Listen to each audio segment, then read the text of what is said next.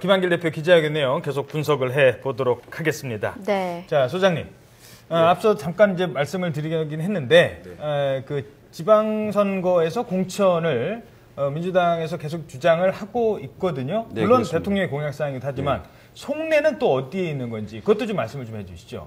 속내는 한마디로 말하면 수도권의 기초단체장, 지금 현직이 민주당 출신이 많습니다. 예. 네. 수도권 66명 중에 서울구청장 같은 경우는 25개 중에 21명, 인천 같은 경우는 10개 중에 8명, 그리고 물론 이제 2명은 진보당 출신이 있습니다만은 예. 네. 경기도의 시장 군수 같은 경우는 31명 중에 19명이 민주당입니다.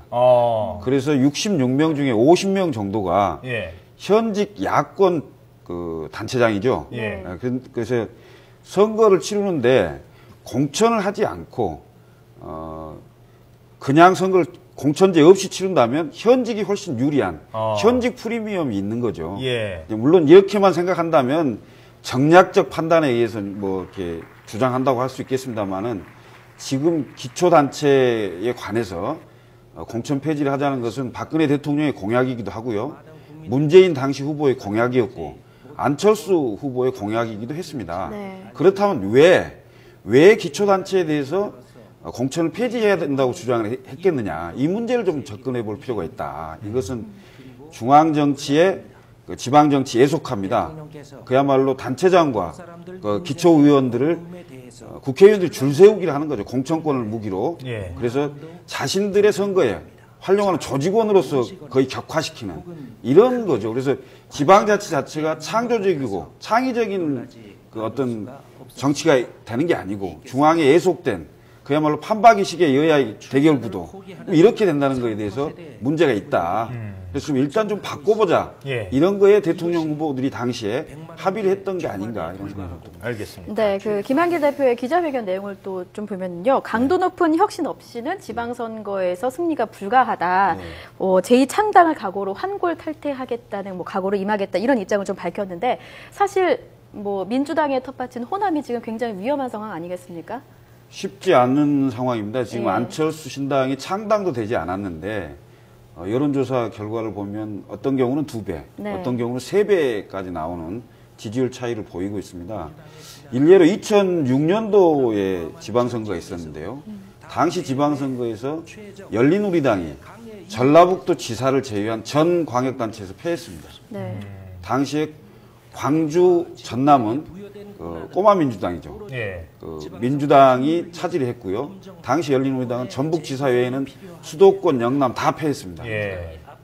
그러고 2007년도에 결국은 열린우리당이 문을 닫는 이런 상황이 됐죠. 그리고 호남에서 지면 존립 가능성이 좀 희박해지는 거군요. 그게 역사적인 사례인 거죠. 그래서 이번에 6월 4일 지방선거에서도 광주, 전남과 전북 이 3석 중에 한 석 또는 2석, 한 석 정도가 예를 들면 안철수 신당으로 간다면은 안철수 신당이 향후에 어떤 그 발판이 되는 정도고요. 예. 2석 정도가 안철수 신당으로 간다 그러면 오히려 민주당이 향후 존재가 하기 쉽지 않은 이런 구도가 되지 않을까 싶습니다. 알겠습니다. 아까 그 기초의원 공천 폐지와 관련해서 저는 이제 2가지를 좀 부정적인 면에서 말씀을 드리고 싶은 것이 예. 현직 의원 줄 세우기를 대비해서 공천을 폐지하자고 하는 것은 저는 그것은 국민을 좀 속이는 거라고 생각합니다. 내천으로 해서 얼마든지 지금 옷 색깔이라든가 이런 걸로 해서 지방의원 선거라는 것이 지역 주민들이 누구보다 잘 알고 있는 사람들이 나오기 때문에 예. 내천의 가능성이 있다는 것하고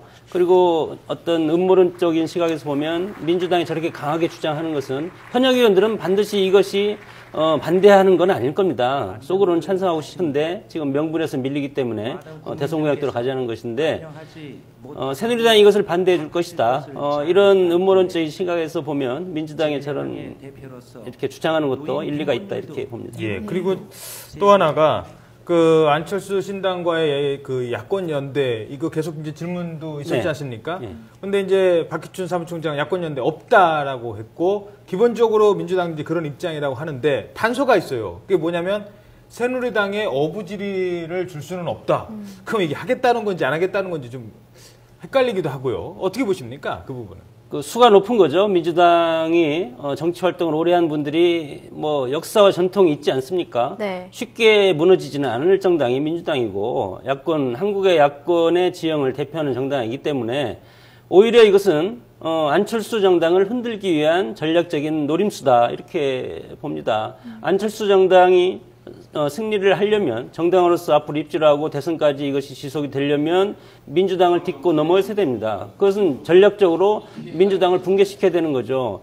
그러나 민주당이 그렇게 호락호락한 정당이 아니고 민주당에서 주장하는 야권 분열의 책임을 강하게 이제 안철수 의원한테 뒤집어 씌우면 안철수 의원이 과연 이것을 버텨낼 수 있을지 네. 그것을 버텨내서 후보를 내고 그리고 서울시장 같은 경우도 마찬가지죠.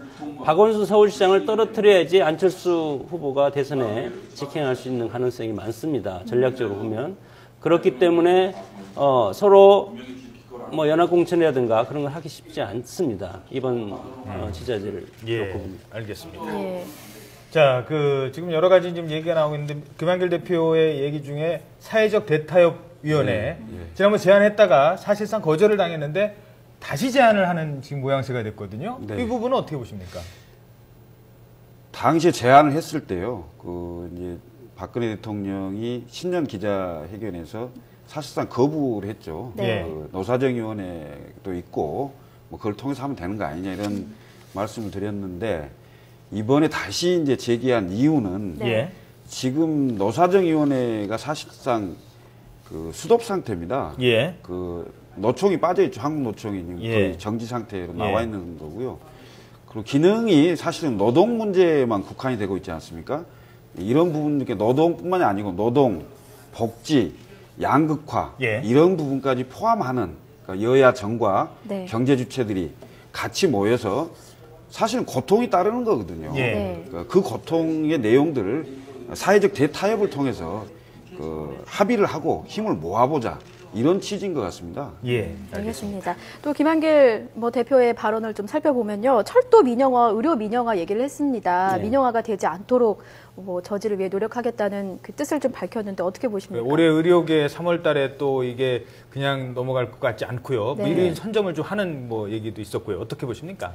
야당이 항상 정부는 미래로 나가고 합리적인 방향으로 국정을 끌고 가는 입장이고 야당의 지지 세력이 사실은 중산층과 서민 아닙니까? 네. 근데 지금 의료계에도 마찬가지죠. 거의 서민화 됐습니다. 과거에 인류 직장이라든가 이런 개념이 떨어진 상태에서 야당으로서는 그럴 수도 있지만 그러나 무작정 그렇게 들면 안 된다. 아까 사회적 대타협위원회도 마찬가지입니다.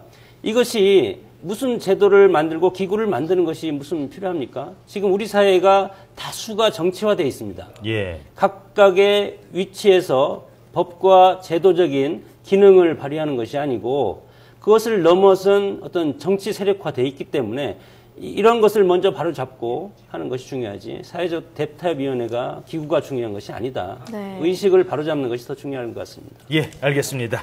네, 오늘 김한길 대표의 기자회견 내용 장성호 교수 그리고 김철근 소장과 함께 분석했습니다. 두 분 오늘 말씀 고맙습니다. 네.